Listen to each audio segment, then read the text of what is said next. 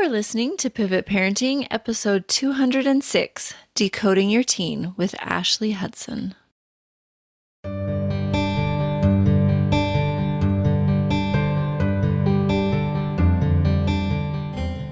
Welcome to Pivot Parenting, the place where we recognize when your parental role needs to shift and how to do it. I'm your host and parenting expert, Heather Frazier.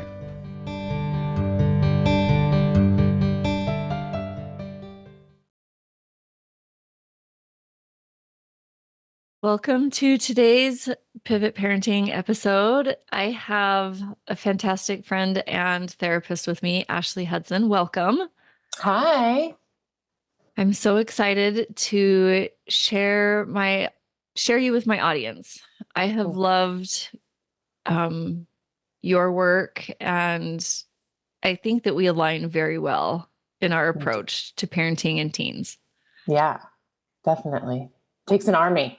Yes. And we need a lot of us to reach all the parents. Absolutely. It's not a one-person job. No, it's not a one-person job with the teenagers and with the parents as well. Yeah. So can you take just a moment and tell my listeners about you? Yeah. So I'm Ashley Hudson. I'm actually a teen therapist. I've been licensed for 12 years now. Gosh, when I say that, I feel old a little bit. I've specialized working with teenagers, actually. They're my jam. I have a group practice in Orange County, California, where I also have other teen therapists that work with me as well. And then I also have another business, Illuminate Your Connection, where I'm a parent coach, and I have some courses available, and I do some parent coaching with parents across, like nationwide.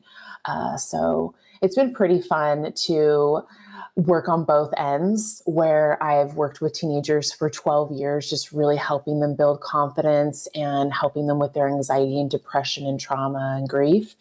And then really take those skills and help parents create connection and closeness in their relationship. Because one of the big things that I saw when working with teenagers is I can get them confident and get them all better and wave my magic wand in therapy. and then they go back home, and I just noticed that, if they don't have a strong connection and close relationship with their parents, the progress in therapy was limited. And then I'd see them back. So I just really would love to bridge that gap, where we have to help parents. We have to equip parents with the strategies to have a close relationship with them and support their teenagers. And, so teenagers want to come back and have like close relationships with their parents when they leave the house, right? That's such a fear that I hear from parents, is that they're going to leave and I'll never see them again. Yeah. And they'll guess turn what? 18, graduate, and they're gone. And guess what? I have the teens in my office that say, I'm just trying to survive and I cannot wait until I move out, and I'm going to move far away and have my own family and start over. And it's just sad. It breaks my heart when I see that, when I see that and I hear that, right? Because deep down, teenagers don't want that. They truly don't want that. It's the only reason or the only solution to what they're struggling with that they can see. Exactly. Because they can't control it. Nope. And this is the only thing that seems viable, or seems like, hey, this is the only way I could survive. And so I'm super thankful. And I love your content too, Heather. And I love meeting with you, because I think parents need a lot of help. There's teenagers are really suffering. We're in a mental health crisis with teenagers. There's so many anxiety, depression, social media, a lot of, the side effects of COVID. And, I think parents, they really need some help. And so I'm happy to be here. Yes. And the crazy thing is that for the most part, you have the outliers, but for the most part, parents want nothing more than to love and help their children, and children want nothing more than to be loved and have quality relationships with their parents. But there's a disconnect, and both people are trying to figure it out. And it's like the blind leading the blind oftentimes, and they can cause collateral damage in the attempts to do a good job. And so that actually is what our episode is about today. And I'm so excited. Yes. Do you want to say the topic or shall I? Okay. Decoding your teen. Yes, Yes. because they seem so confusing when you don't understand what's developmentally happening for them. Like Absolutely. Or they're like, fine one second and like blowing up in your face the next. Yeah, they're very secretive, but they want you around. Like it can be so confusing. yeah, it could be so confusing, so irritating, so exhausting for parents. And I get so many Yes. parents going like, I have no idea, like, what's going on with them? Yep. Like, I have no idea what I'm doing wrong. I feel like I'm walking on eggshells. I feel like anything I say, I'm like kind of Yeah. just shooting it out there. Is it going to be right or is it going to be wrong? I don't know. Yeah. Okay. So how about this? Let's look at some really common teen behavior that we Yes. hear from parents, and then you can decode it for us. Wonderful. Let's do Oh, that. okay. Let's do that. All right. Well, let's start with anger. Now, last week I did a podcast called Angry Teens. Ooh. So it was a good one, and it can lead into the further understanding of what I know you're about to give us. Mhm. So when your teen is just angry, Yes. decode for us. To be honest, I love angry teens. Can I just say that? Can I Ooh, say okay. that I Why do love you love angry them? teens? Because they're so passionate and because they're fired up and they're feeling all their feelings and they really want change. Yeah. Can we just sit back and think like as a whole, as even us as adults, when we get really angry about something, we want change. We want Yeah. change to happen. And I think parents need to understand that when their teenager is angry and showing that anger and really saying some things that could be hurtful, the flip side and underneath that is they're really wanting change in the home. They're really wanting change with you. Um, Even some of when the they say, I hate you? even when they say, Tell I me, tell hate you, me.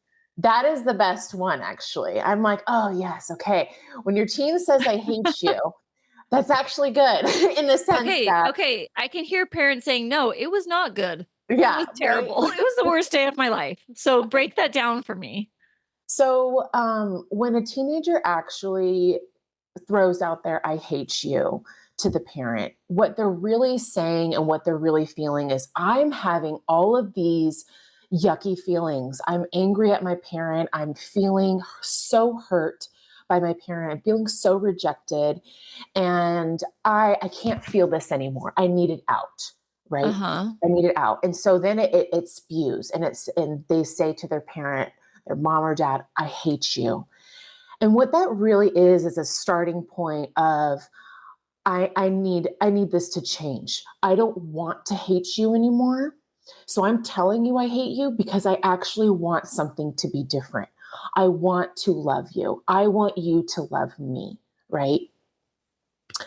I get more worried when teenagers actually they have some like inner resentment and Mhm. they're not saying anything about it.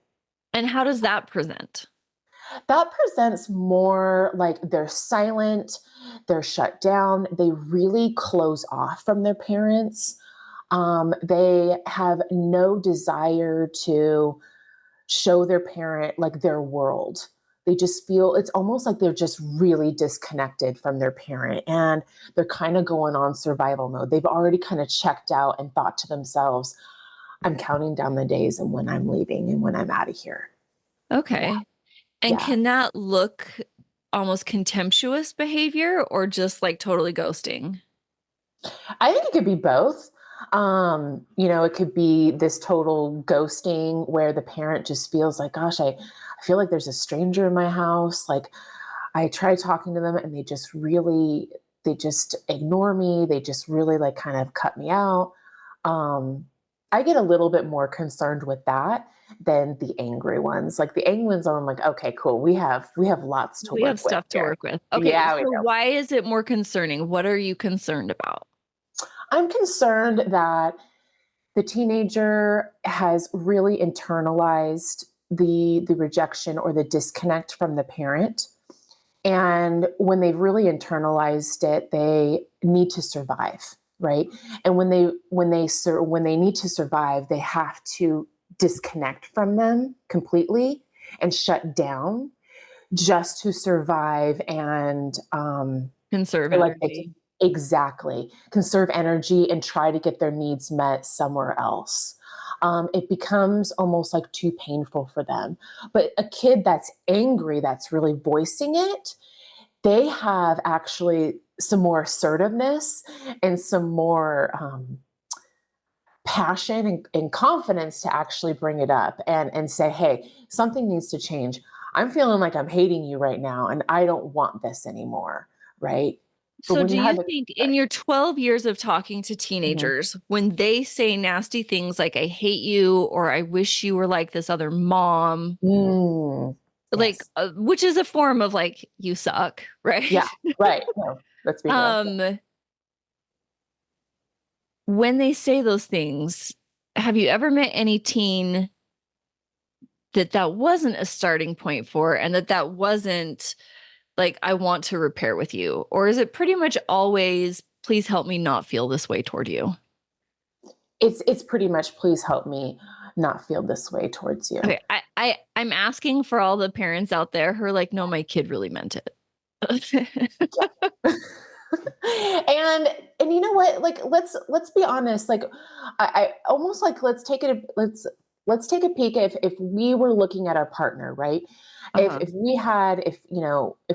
we were in a relationship or a marriage or we had a partner and we didn't really like what was going on, do we just like hold it together and not say anything and just allow the disconnect to be there and then just go on and on and on?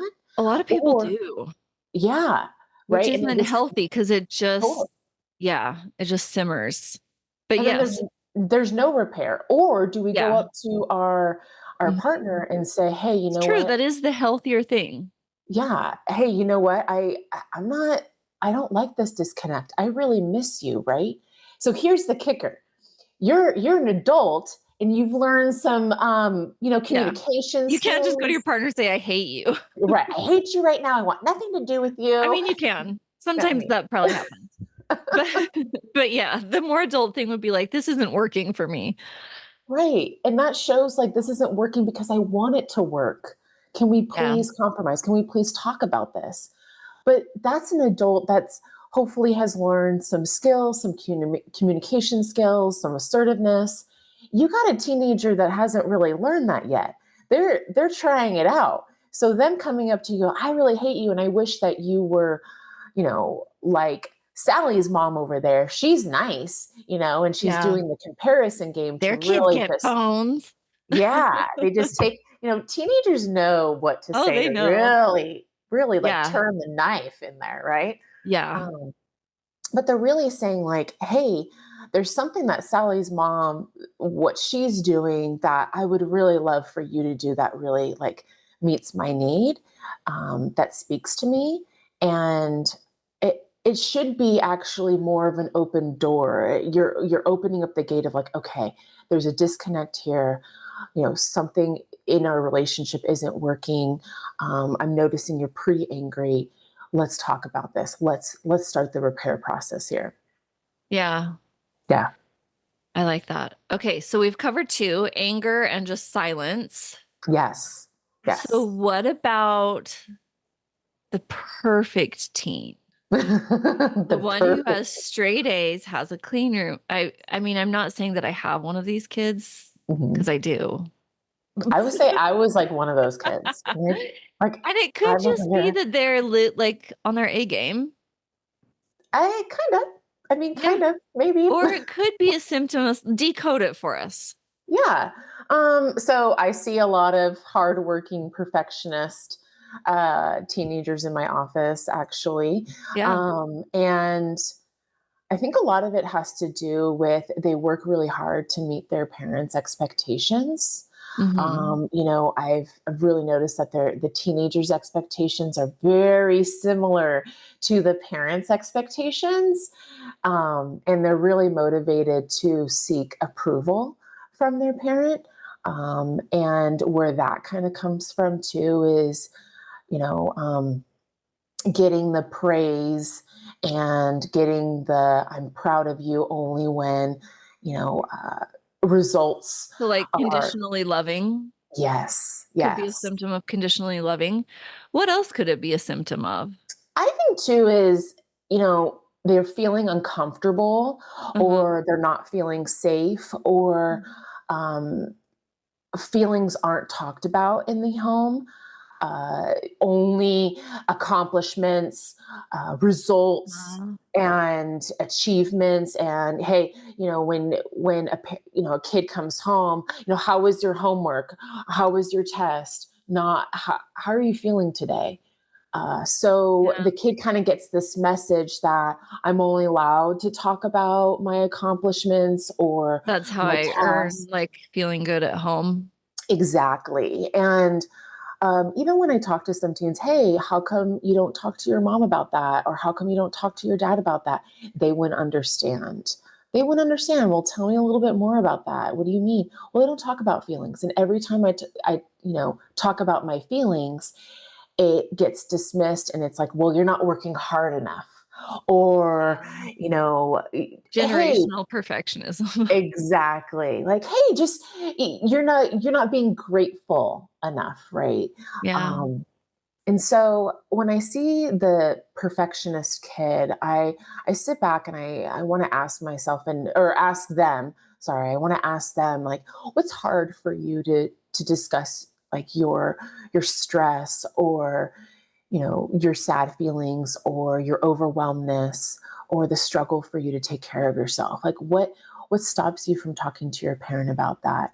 And a lot of it comes from a place of, I don't think they'll understand, or I've tried and I get dismissed, or they will only show me positivity or careness or praise when I do something well, when I get that A, when I finish the Yeah. homework, right? Yeah. Yeah, That's a huge one. Okay. As you're speaking, I'm just constantly thinking of my clients and just a parent headset generally. yeah. Let's say a parent's like that doesn't really describe me. And my philosophy is also that your kid, and of course we affect one another, but like your kid's behaviors aren't about you. No, Mm, I can see how it's a really common perfectionism definitely can be generational, yeah. right? Where the parent, that's how they were raised and that's how they raise their kid. But sometimes that's not the case. Sometimes the sometimes the parent is like doing a decent job. None of us are perfect, but doing a Yeah. decent job and they don't really feel like they're dismissive. Um, would there be something just intrinsically going on with a teenager that has nothing to do with the parent that would create perfectionism? Yeah, I think like definitely anxiety. Them again, like if it's, you know, um, seeking approval even from their teachers or Yeah. their student, the classmates, their friends. You know, them struggling even with like the sense of failure, like they don't want to fail. Yeah. They're afraid of it, right? And I think too, even in the home, um, parents, I think I run into this a little bit with parents where it's okay to fail in the home and it's okay to Yeah. show your kids that failure is okay. It's a part of life. And actually we learn a lot more from failing. So I think Yeah. too is another thing that I see with kids that struggle with perfectionism is this sense of like this fear of failure, that they're either to themselves, they think I'm not allowed to fail. So I need to work so hard and put, all of these things in place to make sure I do not fail. When Yeah. actually, like, there, That's we how we should be, learn. yeah, we should Let's be fail scared more. of failure. Right. Yeah. Or Let's like, fail more. how did you fail today? And everybody claps. Like, good Yes. job trying so many things. Yes. Yeah. Okay. A sister to that, to Uh-huh. perfectionism, is when parent and child kind of reverse and you've got caretaking going on. Yes. So it's like an example of that would be um don't hurt mom's feelings. Mm, Don't make dad angry. mhm.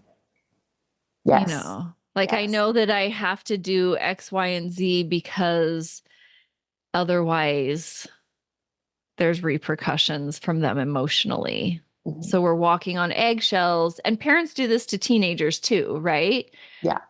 Um, which is more, in my opinion, more understandable because a teenager doesn't have a fully developed brain. So the child shouldn't be caretaking the parent as much as the parent is like trying to mentor or like help the child. Yes. So tell me when you see teens caretaking their parent, decode that for us. Absolutely. I get, again, like I've had a lot of teenagers, and it's a barrier between them actually being open and honest and communicating their Yeah, feelings and it what's going prevents on. intimacy. Absolutely. It prevents Yeah. intimacy, it prevents connection and openness, and just like a deeper level with your teenager. Your teenager is struggling with trusting their parent, that can my parent handle my stuff, right? Can my parent, um, in the sense, will they crumble if I tell them what's going on, right? So that could be one scenario Yeah. where I see where, I see teenagers go, gosh, my mom or dad, like they're really not doing well, they're really struggling with anxiety or depression, or they're super stressed out, and they appear so fragile. If I tell them this, they're just going to fall apart. They're not. They're really struggling with handling my stuff, right? So that's one piece. And then I see this other piece where, gosh, I just feel so bad for their situation, and then I see almost like if the parent is struggling with another sibling, if another Yeah. sibling is, having other mental health issues or medical issues, or just the other siblings really struggling and taking up a lot of their time, Yeah, they I don't want get to this. add to the burden. I don't want to be a Exactly. burden syndrome. Yes. Even And though I the get a, parent probably be like, no, like I'm here to help. I've had my yes. kids say, I don't want to bother you. And I'm like, no, I am here for you. Right. So And I yeah. and I tell that to teens, like, hey, you know Uh-huh. what? You have to give your parent the opportunity to manage that stress and to manage their plate, because they might be spending a lot of time and energy with one sibling, but doesn't mean they don't have that time and energy for you as well, Yeah. right? And you're important as well too. Your Yeah. feelings and you needing emotional support is just as important, and you have to give your parents the opportunity to adjust to that, to navigate that. They're adults. And that's something that I tell teenagers all the time is like, hey, your parent isn't fragile. They've gone through a life Yeah. of, ups and downs themselves. They have survived their traumas and their, significant things in their life. They have gained experience. They have gained knowledge. And even if one sibling is struggling, doesn't mean that they can't be there for you, and doesn't mean they can't navigate that and try to juggle that. So that's definitely something I talk to teenagers about, and this sense of like, and I think too, it could be a fear for them that if I reach out to my parent and they go, I don't have time for you, that could feel just so rejecting to them. That Yeah. could feel really hurtful, and it's almost this fear of like, I just don't want to be rejected. if I reach out to them to say, hey, I really, really need you, and they go, I'm so sorry, I don't have time for you right now. You're just going to have to deal with that on your own. I think Yeah, that feels also terrible. that does. And for teenagers, they're incredibly lonely at times. Yeah. Even when parents think that they're super connected to their friends, they're on the phone, social media, Oh, yeah. they can feel really, really lonely. And so I think it's important for parents to consistently move forward towards them. One of the things that I love what you talk about is really trying, when teenagers are having these like angry responses, or they're shutting you out, or they're the perfectionist, is parents, I get some parents that almost like, well, they do need that space, so I'm just going to back off. Oh, they hate me, so I'm just not going to talk to them, right? And it's like, no, lean towards them, right? Yeah. Like, go towards them. Hey, I'm noticing like you're really angry with me. Like, what can I do? What can I do to repair this? How can we get on the path for that? Yeah, and I think too, asking what our child wants. Yeah. Like I some kids literally remove themselves from the room um because they want to be left alone, like Hmm. for a moment to gather themselves. Yeah. And some want to be followed. Yes. So like it's really important.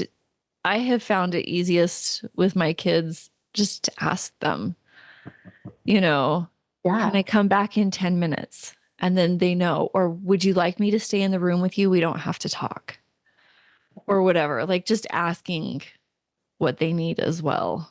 I love that. And it reminds me of, especially when teenagers come home from school.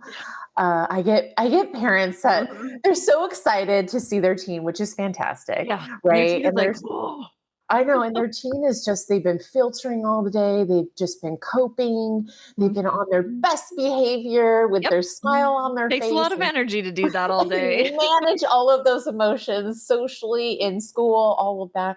And they come home and they just want to, like, especially right when they get home, they just want to decompress. And then you get this like wonderful parent that's so excited, so passionate. I'm so excited to Yeah, see tell you. me about your I know, let me ask you like 5 million day. questions. Oh. And then you get this teenager that looks at him like, and stops, like, what are you doing? Like, leave me alone. And they get up and walk away. And then you get a parent who feels rejected and hurt, like, gosh, I'm just so excited to see you, and you're not excited to see me. And then you get a teenager that goes, like, hello, please don't bombard me with so many Yeah. questions. I just need to like Give me food relax. in silence and come back in an hour. Like, Exactly. just And circle back, so please. I love what you said, is like, ask them, hey, do you need a second? Do you need to relax a little bit right now? And I can come back in an hour and we can have a Yeah. chit chat, right? But what happens there is the disconnect is like the parent gets rejected, they feel hurt, so they just stay away. So they I'm just reject not their going to teen. ask. Yeah. Yep. And then I feel rejected, so I'm Yeah. going to reject your teen. You go to your room, and I'll see you tomorrow on the way to school, right? Yeah. Um, Instead, then the teen goes, I just was tired. I'm just really tired. I don't want to talk anymore.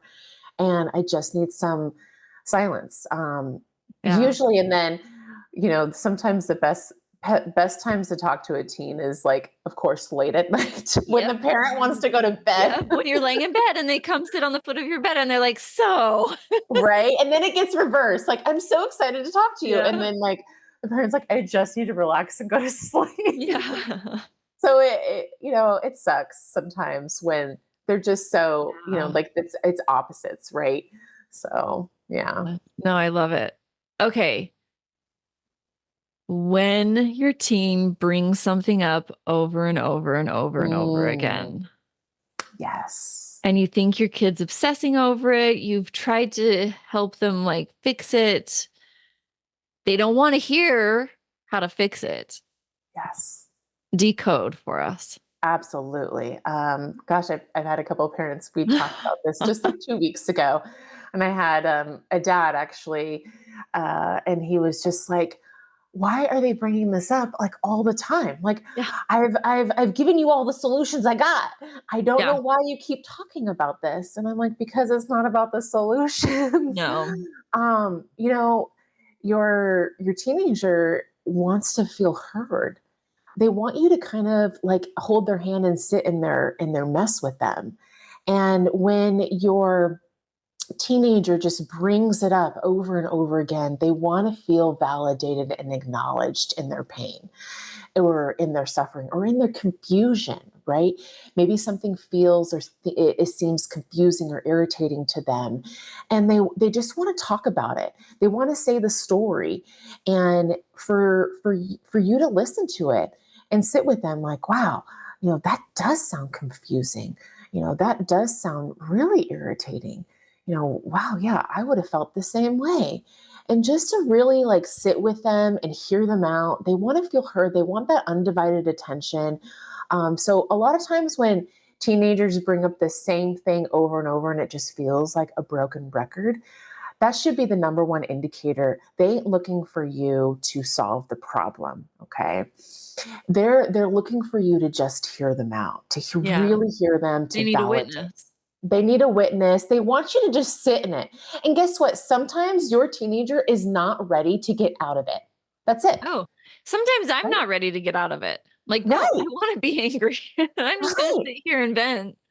Yeah. Exactly. And sometimes they just want to stay in it. And Yep. here's the other thing. That can be really uncomfortable for parents to see their Oh, yeah. kid So they still jump into wanting to be. fix it mode.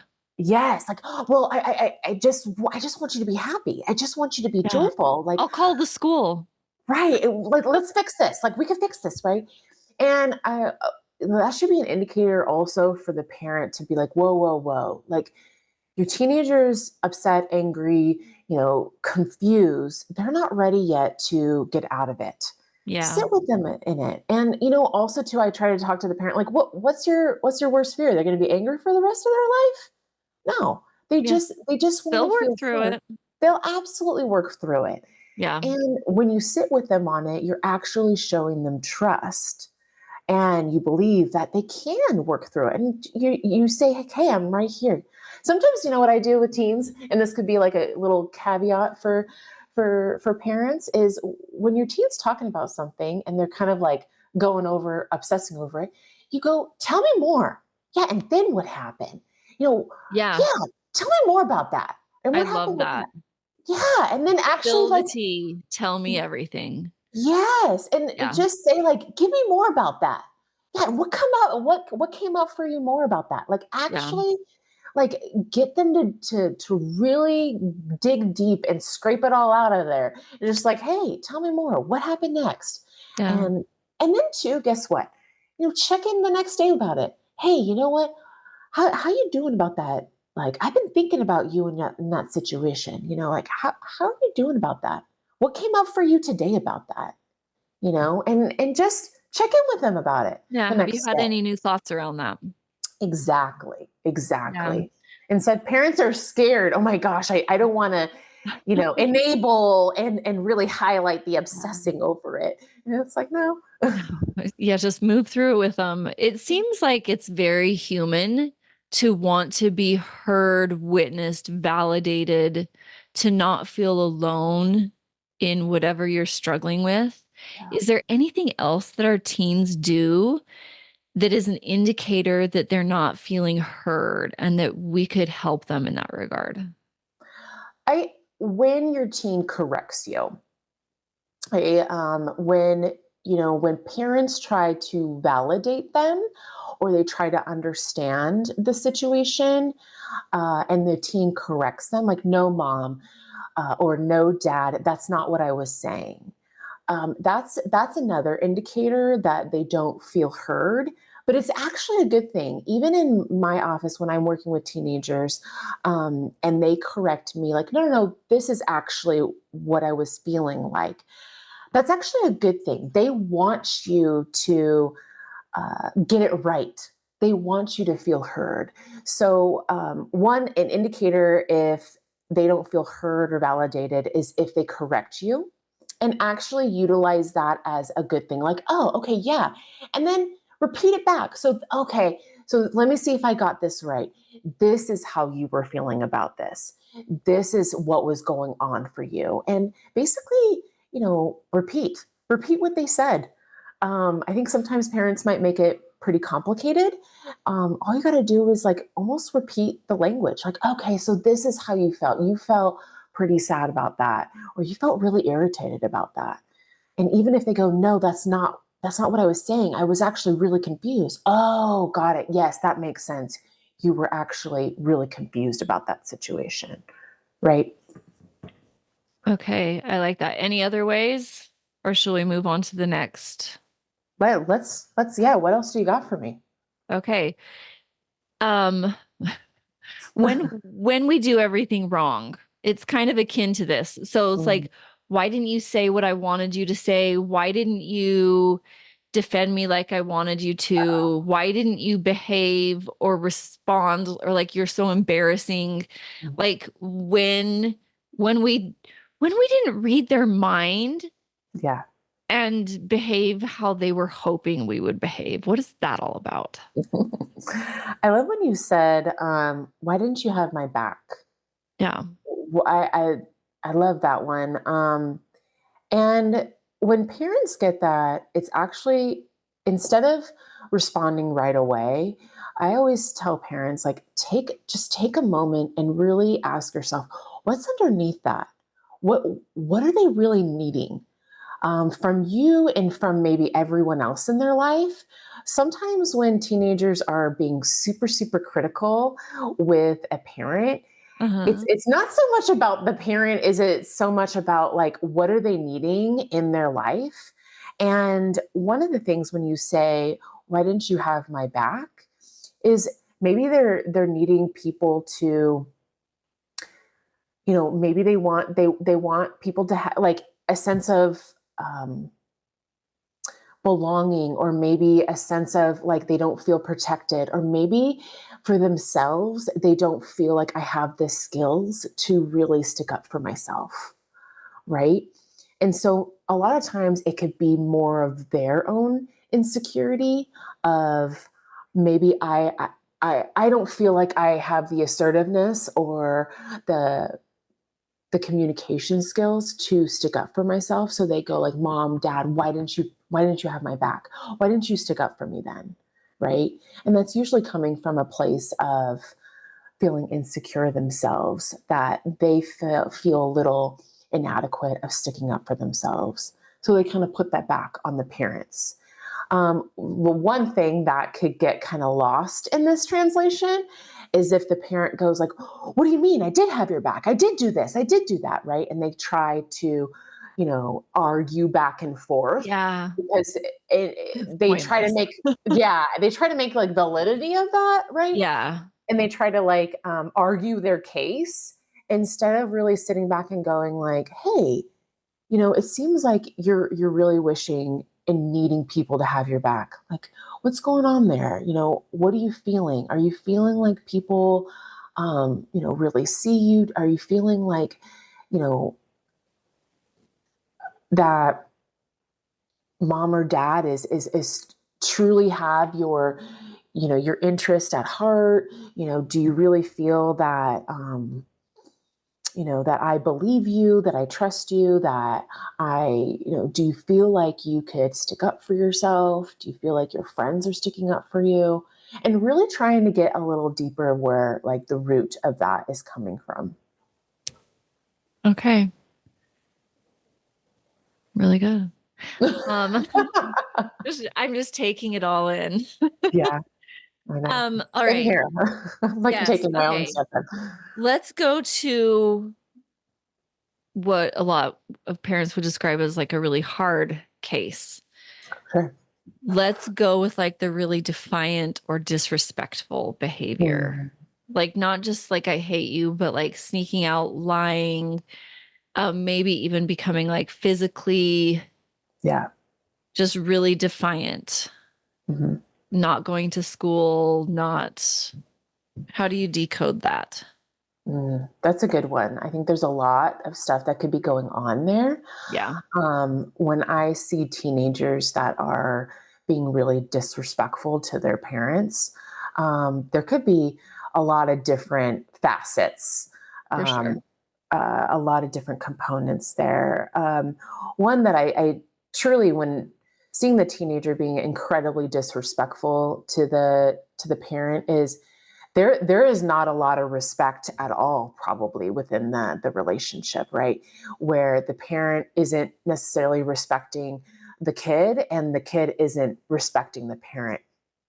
So one, I always say, like, there's a huge disconnection. There is not a lot of connection going on when a teenager is really disrespectful.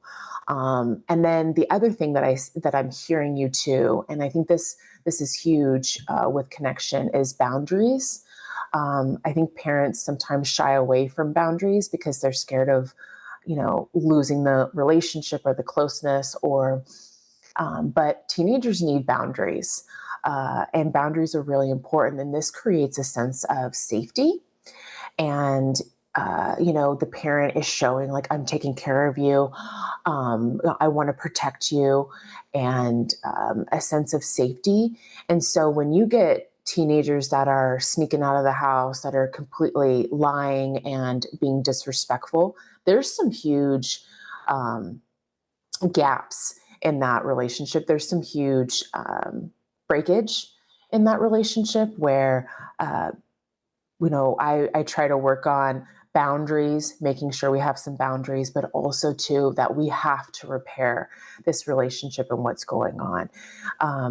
If that means there's a lot of hurt, if there's teenagers too, they're sneaking out, they're doing all this. One is, developmentally, they're trying to have some independence and autonomy. Hmm. How can we foster independence, autonomy, and trust where it doesn't lead to them sneaking out, right? Sometimes I've had parents where they're so rigid and tight at home that teenagers feel like, hey, you don't trust me, you know, um, you don't think that I'm capable of doing this. They get so hurt and angry by that and feel so disrespected that they lash out, and they're just like, fine, I'm gonna sneak out. Yeah. I'm going to go do my own thing, right? Because if you don't think that I'm capable of doing this, if you don't trust me, that fine, whatever. And they kind of almost just like take on that label. Fine, you think I'm a crappy kid. I'm just going to be the crappy Yeah. kid, right? Yeah. No, I think we've all seen that. I think there's a lot of in that hard extreme case. I think there's a lot of hurting, um, and what I see is the teenager kind of almost essentially like kind of gives up and takes on this label as the bad kid.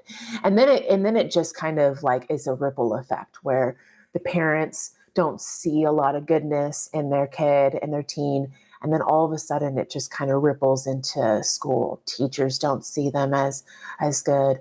They're labeled as the troublemaker, with their friends, and that's where it could be pretty heartbreaking, for the teenager, that Yeah.